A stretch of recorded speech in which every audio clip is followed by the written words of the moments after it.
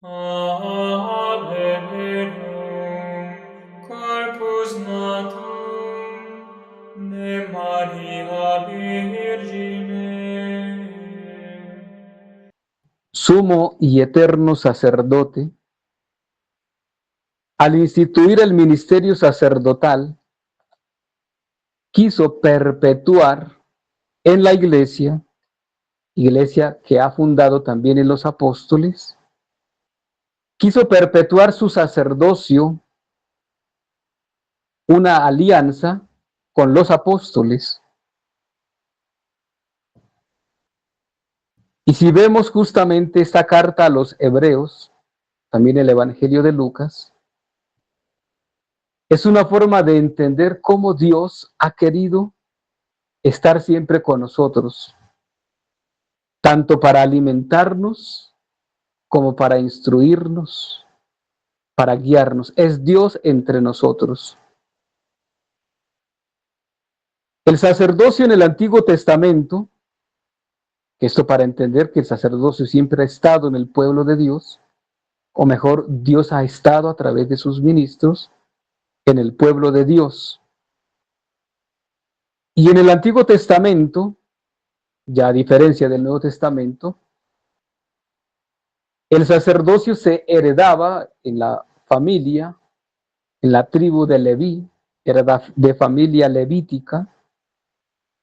El papá era sacerdote, el hijo era sacerdote, el nieto era sacerdote.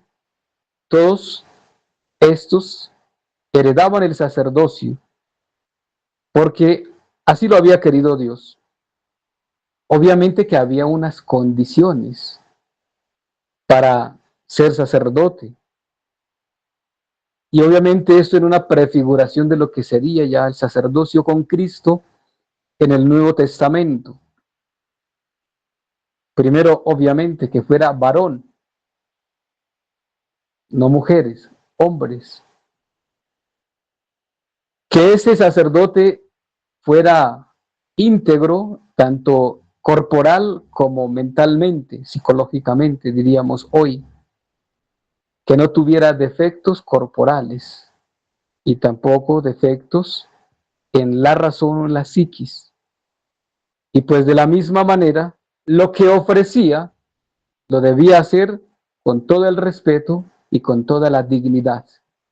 Y pudiéramos mirar mucho más de ese sacerdocio del Antiguo Testamento.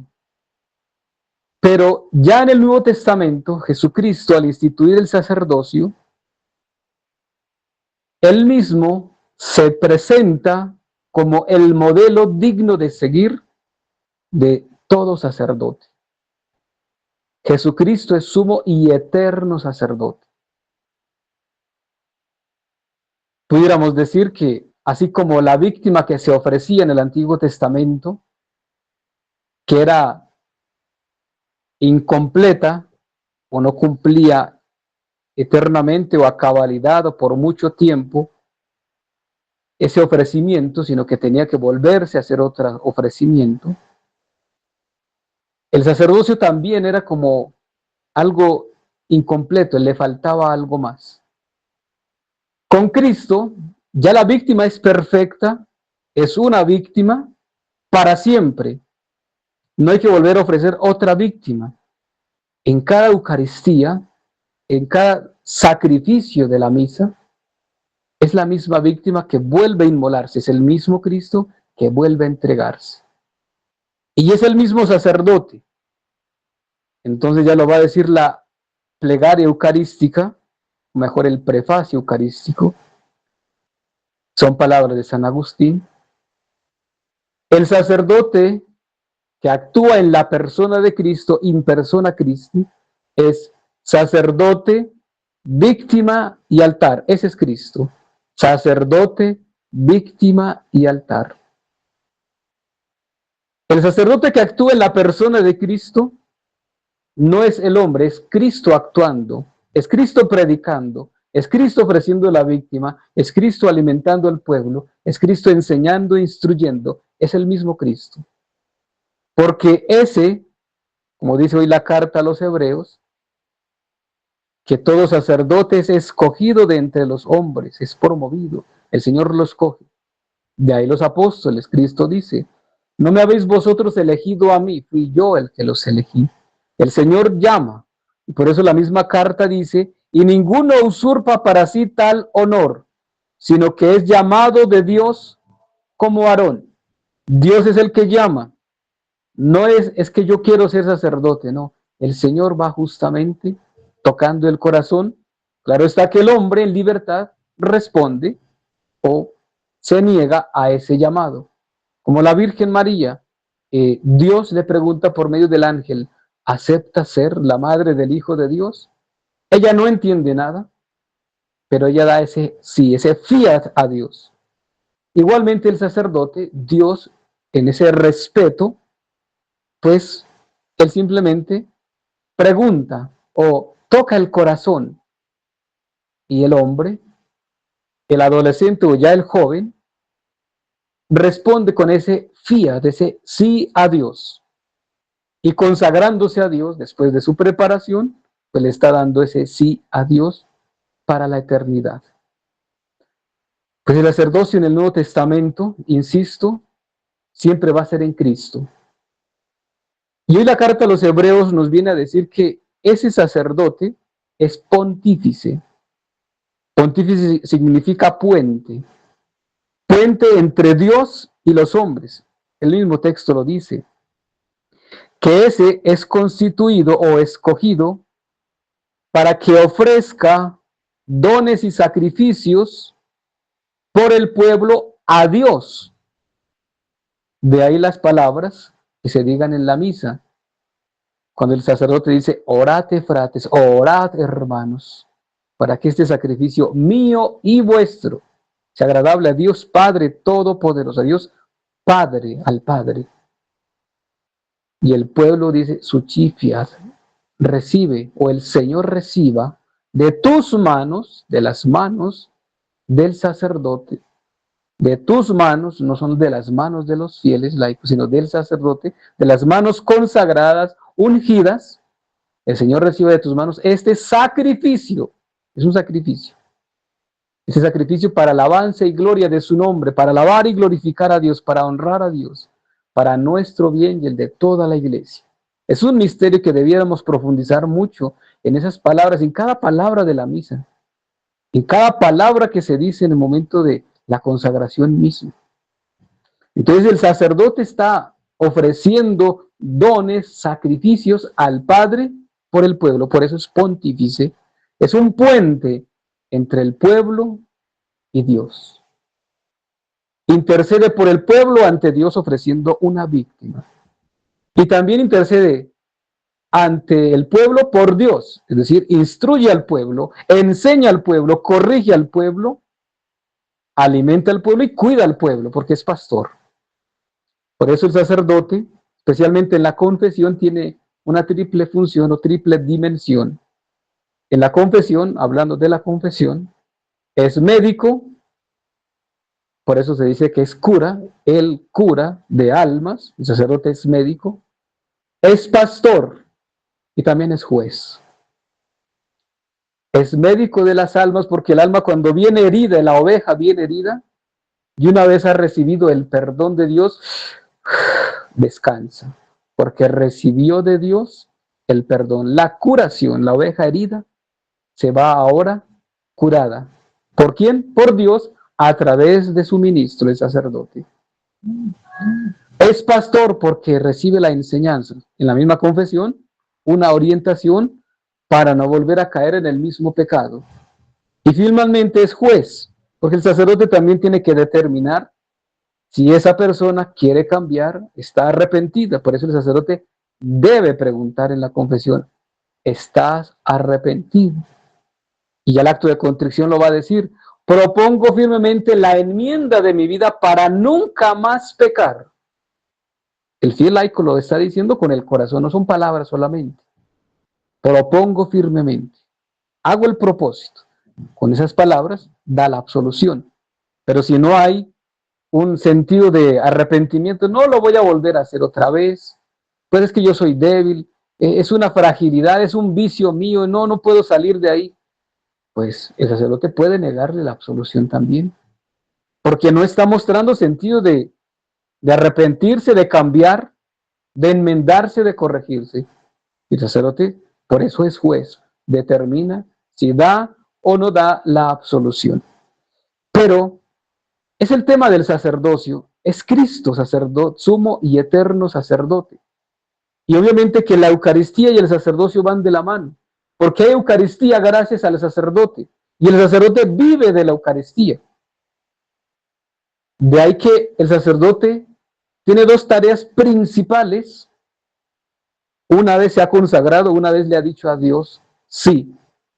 La primera es ofrecer el santo sacrificio de la misa todos los días. Lamentable que en los modernismos que hemos caído, a veces no, pues que el lunes es el día de descanso y entonces no celebro misa. No, porque ya me estoy enfriando espiritualmente. Yo, sacerdote, debo celebrar el santo sacrificio de la Eucaristía todos los días.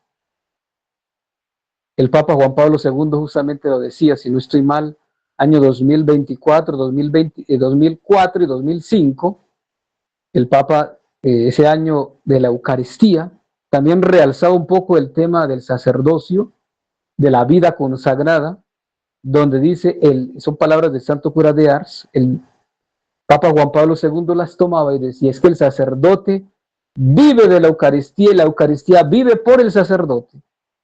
Los fieles laicos necesitan también la Santa Misa y el sacerdote con mayor razón, porque necesita alimentarse todos los días. Sacerdote viene del sacrificio, del que se sacrifica y ofrece un sacrificio. Y ese sacerdote se alimenta de la Eucaristía para dar a Dios, porque no va a dar algo que no tiene en sí mismo. No puede dar a Dios sin tenerlo en su corazón. Debe tenerlo, más que en conocimiento, lo debe tener en su corazón, porque el sacerdote es un hombre consagrado, y consagrado quiere decir dedicado a Dios, entregado a Dios para las cosas de Dios, intercediendo por el pueblo. Y pudiéramos hablar mucho más del sacerdocio, porque este es un misterio muy grande que Dios nos ha regalado. Pero quiero concluir justamente a manera de enseñanza y de reflexión también, es que hoy por hoy, necesitamos orar mucho por los sacerdotes. Necesitamos orar para que haya sacerdotes, nuevos sacerdotes, y para los que ya estamos en el ministerio, perseveremos en fidelidad a Dios hasta el final.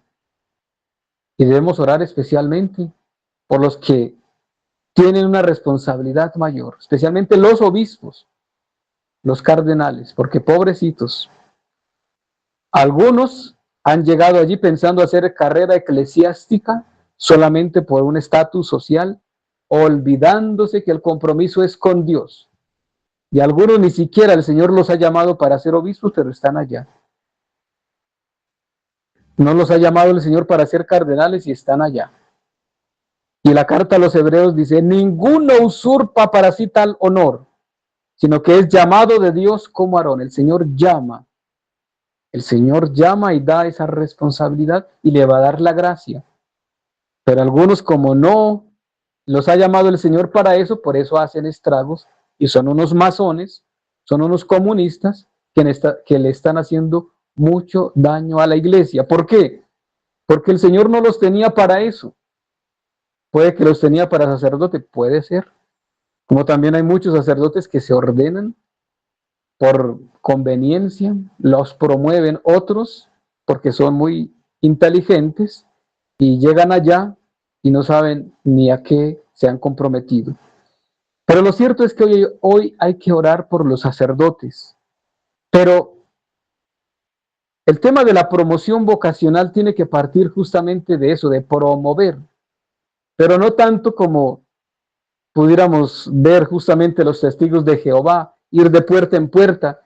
Aquí hay algún muchacho que quiera entrar al seminario, alguno que quiera ser sacerdote. No, no se trata tanto de eso. Sí es verdad que hay que buscarlos en las escuelas, en los colegios, en las universidades, etc. Pero recordemos que la iglesia es de Dios, es de Cristo.